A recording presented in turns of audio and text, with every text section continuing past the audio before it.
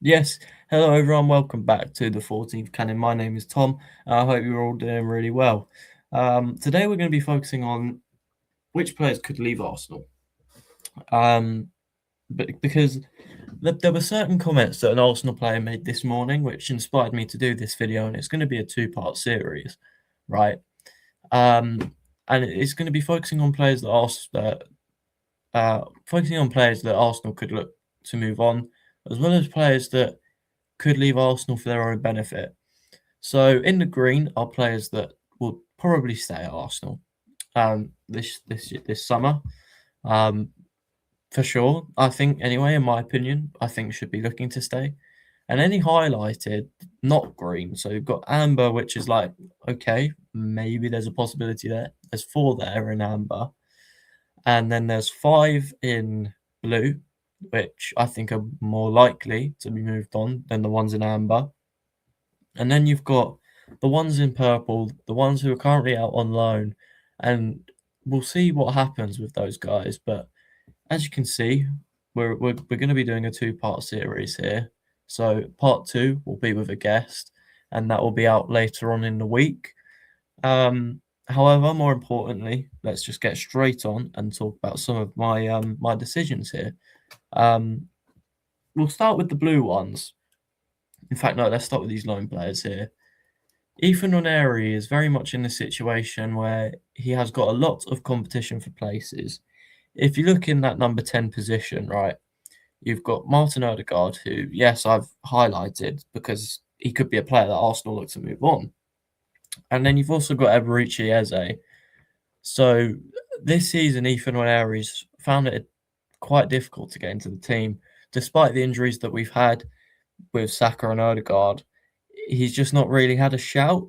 Now, at the start of the season, there were substitute appearances where he came on for Odegaard and he actually looked quite positive. However, I just think since Eze's sort of settled into this team, obviously he hasn't hit the world of light with his form, but I think he's in the pecking order above Ethan Nwaneri now. So Ethan Nwaneri is very much in that position where he's struggling to get game time at Arsenal, so he's moved on to Marseille to try and find that game time. And to be honest, it's kind of the same story, you know. Since De Zerbi's left, he's found himself on the bench, and he's struggling to get into that team as well. So he could be a player that Arsenal look to loan out again to try and find success. But if not, I'm fine with him staying. Fabio Vieira, I think, totally different reasoning behind that one compared to Ethan Nwaneri. I think Vieira coming in for 35 million. He's been on a couple of loans. He's had positive moments for Arsenal.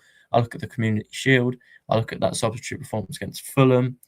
I look at his first start in the Premier League against Brentford. He had a couple of positive moments in the Europa League as well, especially in the group stage. Not so much in the knockout round against Sporting. But yeah, I think Fabio Vieira, I think he's a player that Arsenal tried moving on in the summer, but just couldn't agree a deal with anyone. So he's gone out on loan again. But I really do think this year will be the year that Fabio Vieira moves on permanently. And it's a similar situation to Reece Nelson, another player which I think Arsenal looked to move on permanently in the summer, but just couldn't because clubs didn't want to do that deal.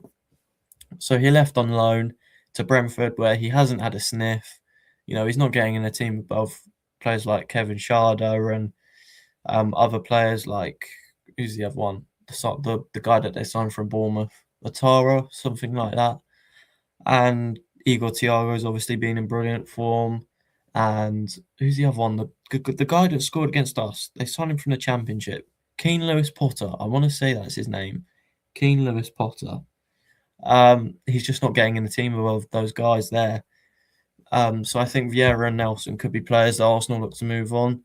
Whether that be permanently or on loan, I'm not too sure how long Vieira's got left on his contract, but I feel like Nelson's still got 2 years on it. I think it's until 2028. So he could be on loan moves until 2028, and then he leaves on a free. Wouldn't surprise me. But I think Arsenal will look to try and get some money out of those two players there. Apparently, Vieira, according to the German media and Hamburg fans, who is obviously where he's gone, apparently he's been doing quite well. So maybe we can get some of our money back for him. That would be nice. Because I just don't think he's lived up to that 35 million pound sort of price tag. And you've got Jakub Kivior, who I think it was pretty much done, a 20 million pound move to Porto. However, for whatever reason, financial rules probably, that has turned into a loan move with an obligation to buy at the end of the season, which I think is going to go through. And it is pretty much, I don't think it's anything more than 25 million, which I think is criminally underpriced. I think for the job that he's done last season for us, and also the job that he's been doing for Porto this year. If you look at their defensive record out in Portugal, he's playing alongside Jan Bednarek, formerly of Southampton, of course, Thiago Silva. We all know the career that he's had. I think he's been brilliant. They've conceded very few goals. I don't think they've lost a game yet in the Portuguese league. I could be wrong. Last time I checked, they hadn't. And I feel like I'd know if they'd lost, if you know what I mean. So I don't think they've lost. So yeah, I just think 25 million, we can get more for him, and I think it's similar to what we paid to get him into the club. So it's a bit silly. I think we should be getting more money for Kivior.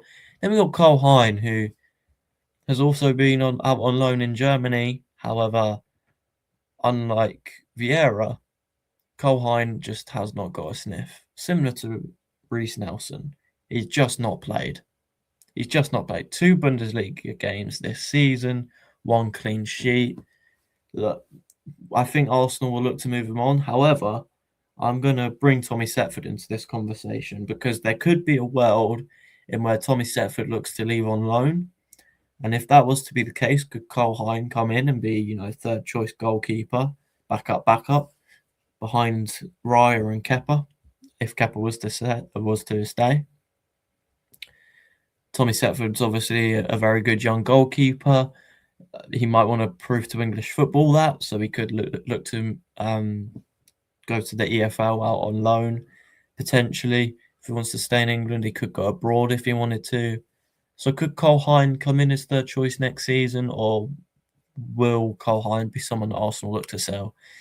Could he be looking at other options himself? It's very possible. Kepa, we'll talk about Kepa. I think he's been good this season. I don't think you're going to find anyone who's going to be willing to be number 2 and perform to the standards that David Raya has set as number 1. So I'm not going to discredit Kepa or anything like that. But there are reports circling around sort of during the first half of the season that he could be on his way to Como. For me, that would be utterly ridiculous. I think you'd be stupid to sell Kepa this year. He's only been here, 6-7 months? No, 6-7 intended so far. And I think he's been good. For 5 million, I don't think you'll find a better backup goalkeeper. So for me, Kepa Arrizabalaga is a stay for now. But I've highlighted in amber because, you just can't rule stuff out like that. Arsenal have gone how many years have Arsenal gone?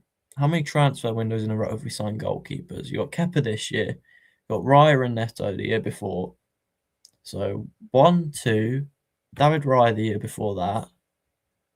Then it was Matt Turner. Then it was Aaron Ramsdale. Then it was Matt Ryan and Brynison. So we're 6 years pretty much. 6 summers in a row where we've brought in a goalkeeper. So you just can't rule stuff out like that. Let's talk about Benjamin White. Ben White is a top quality right back. I think it must be said since he's moved into that position. I think he's been great. I just think he's very unfortunate that he's got Jurriën Timber ahead of him, who is one of the best in the Premier League. Now, when Ben White was playing at right back, I thought you could put him in those same conversations, team of the season shouts. Because I think he's that good. And I thought he was that good when he was playing. But Obviously, if you look at 23-24, he played pretty much every minute of every game, which just ran him into the ground. He only really had Tomiyasu behind him, who was playing at left back quite a lot of that season. So, look, Ben White, on his day, a great player. However, he has got those fitness concerns, as I mentioned. He's been run into the ground. And look, I'd hate to see Ben White go because if you sell him, who'd you bring in? Because I can guarantee you, I don't think it's an upgrade on Ben White. I think when he is available to the manager, he's criminally underplayed now, whether that be due to his fitness record or anything like that. I just think Ben White, I just can't see a world next season where we look to replace him and it's an upgrade, you know? As a backup right back, I think he is a very good option. But I think it is also similar to the Aaron Ramsdale situation, where he's just being phased out of the team now, obviously for different reasons to Ramsdale, and he could look to move on. Let's talk about left backs. I'll start with Lewis Skelly because the second left back that I'm going to talk about has really frustrated me. Lewis Skelly has found himself in a very similar situation to Ethan Nwaneri, where he finds himself third choice left back, third choice left footed left back, because you could even throw Timber into the shouts there.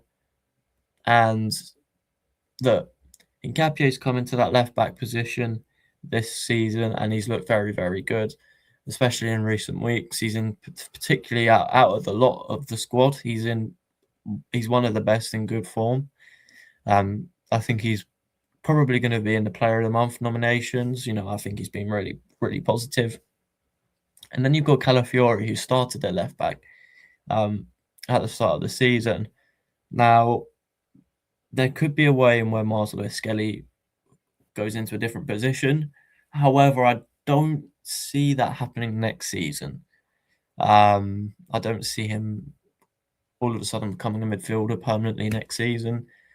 I can see a loan move particularly being a good option for him, and then him coming back next year with room in the squad for him to come back in, because I feel like squad congestion is, I don't think it's a problem. You can never have too many players at this top level.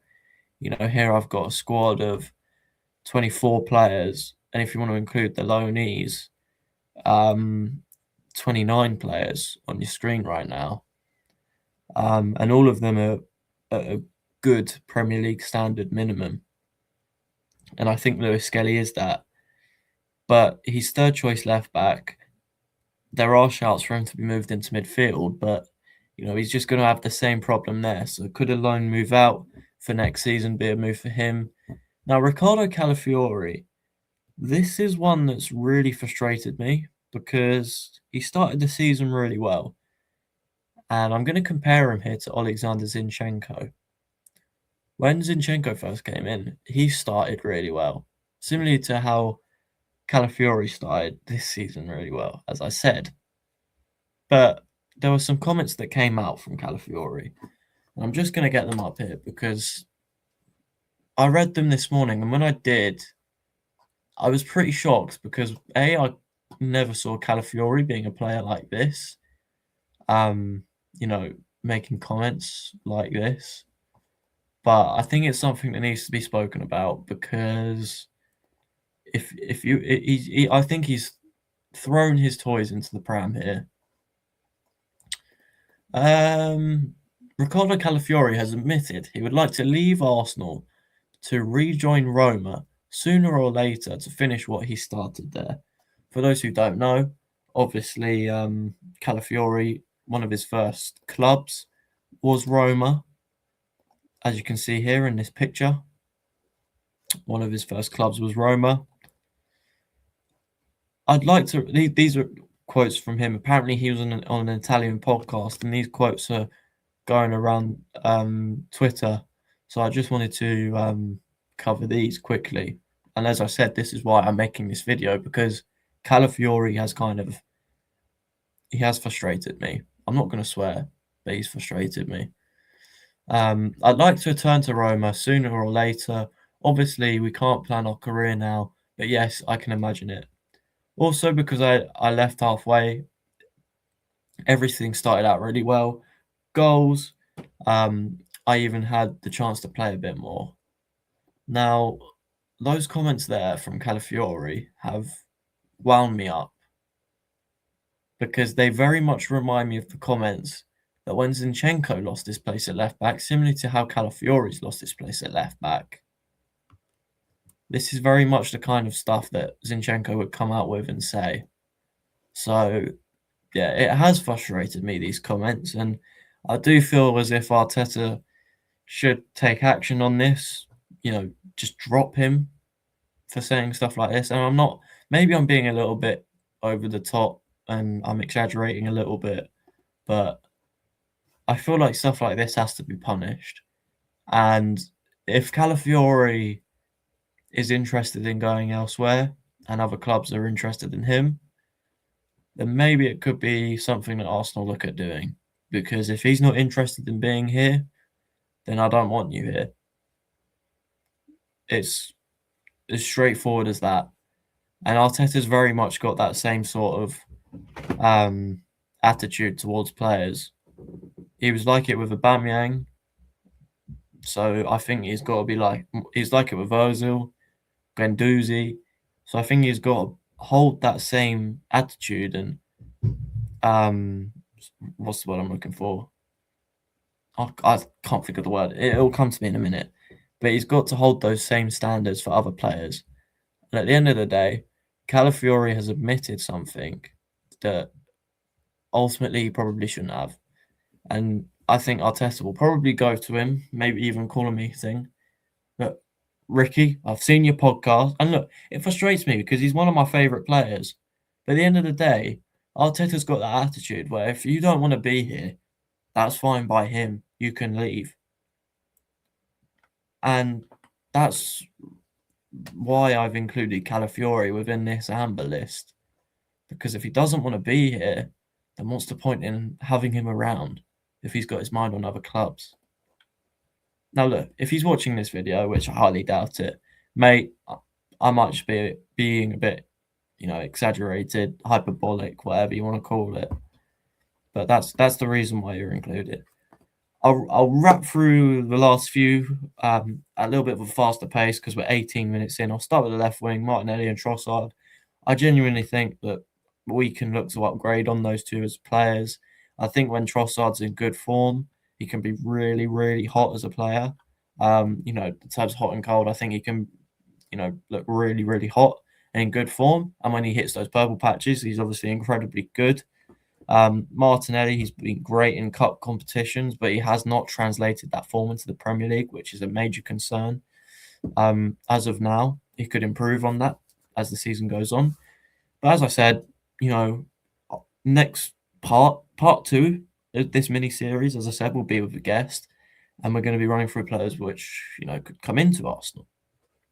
And I genuinely believe that left wing is a position that Arsenal could look at improving on. Gabriel Jesus in that sort of same conversation. However, I don't think it's necessarily a bad thing on Jesus. I think he can be hot and cold. I think he'll admit that himself. However, what I will say about him is why would he stay for a personal reason? Personal reasons, other than money, obviously. If he's interested in money, then fair enough. Fair enough. Who wouldn't be? He's on 250,000 a week, 300,000 a week, something like that. Obviously, I'd happily stay around if I'm on that kind of money. But if he wants to play football, why would he stay? As you can see on this spreadsheet, he's third choice striker. Why would he stay? When he can go out to Italy, Spain, Brazil, get first team football at a high level and actually play. Now, the two midfield that's my argument for Jesus. Now, the two midfielders that I'm going to talk about, Odegaard and Norgard, the Scandinavian brothers in midfield. Norgard, I don't think will leave. I think we'd be silly to let him leave right now. I think he signed a 2 or a 3 year deal. So I think he'll see out that contract. I think he'll stay at least another year. When he's played, he's looked good. I think he needs to be playing more in the Premier League. And as for Odegaard, it's the same as Ben White. He's had those fitness issues. And now Eze's come into the team and he's looked really, really positive. As I said, obviously output's not proved that yet with Eze, but I think he's looked good. So could Martin Odegaard be a player that Arsenal look to move on from? Maybe. There are three clubs that are mainly sort of talked about when his name comes up in the media, and those are Inter Milan, Bayern Munich, and Manchester United. Straight away, Manchester United, they're booted off the table. If I see Odegaard in a Man United shirt next season, I'm not uploading another video. I will eat this hat. Like, it's just not happening. However, Bayern Munich and Inter Milan are actually quite interesting. Bayern Munich, could we offer Martin Odegaard to them, plus a bit of cash, and maybe get one of their players? Musiala, Michael Olise, don't think they're bad shouts. And Inter Milan, I think, who wouldn't want to play out in Italy, especially for Inter Milan, who are a great club with rich history. Inter Milan would probably be quite an attractive fit for Martin Odegaard. So, look, but those are the players, right, that I think Arsenal could be looking to move on this year. As I said, the ones in green, look, with the exception of potentially Havertz, very much in conversations. People very much want him in conversations, even to potentially be moved on. I don't put him in those conversations, to be honest with you, but some people do. Look, what do you guys think? What players do you reckon could leave Arsenal this year? Part 2 will be out soon. This would be what the squad is left like. So all of these question marks, we'd have to bring in a player. So yeah, what do you guys think? Part 2 will be out very, very soon by the end of the week. And I'll see you guys in the next video. See you later. Come on, you Gunners. Thanks for tuning in.